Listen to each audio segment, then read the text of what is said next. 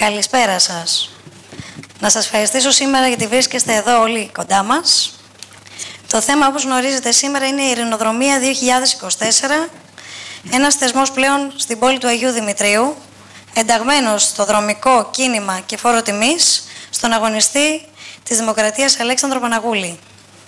Για μία ακόμη χρονιά, ο Δήμος Αγίου Δημητρίου γίνεται κοινωνός και φορέας των πανανθρώπινων ενιών και μηνυμάτων της ειρήνης, της αλληλεγγύης, της ισότητας και της συμπερίληψης.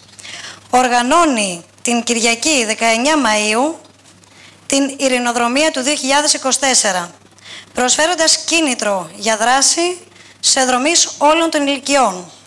Από το Δήμο μας, αλλά και ολόκληρη την Αττική, σε άλλη μία μοναδική αθλητική εμπειρία.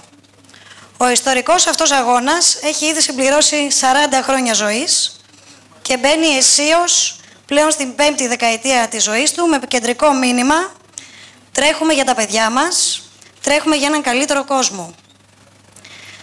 Παρακαλώ, θα ήθελα να καλέσουμε τον Δήμαρχο του Αγίου Δημητρίου, τον Δήμαρχό μας, τον κύριο Στέλιο Μαμαλάκη.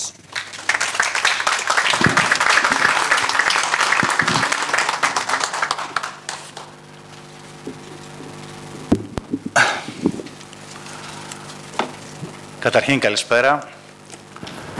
Σας καλωσορίζω λοιπόν στη σημερινή συνέντευξη τύπου για την Ειρηνοδρομία 2024 στην πόλη μας εδώ, στον Άγιο Δημήτριο. Και βέβαια σας ευχαριστώ όλους σας για την παρουσία σας εδώ. Ως νέα λοιπόν Δημοτική Αρχή που ανέλαβε μόλις πριν από λίγους μήνες τη διοίκηση του Αγίου Δημητρίου, διοργανώνουμε για πρώτη φορά την Ειρηνοδρομία, η οποία εντάσσεται στις εκδηλώσεις μνήμης που κάνουμε κάθε χρόνο τιμώντας τη μνήμη του αγωνιστή της ειρήνης, της δημοκρατίας, της ελευθερίας, του Αλέξανδρου Παναγούλη.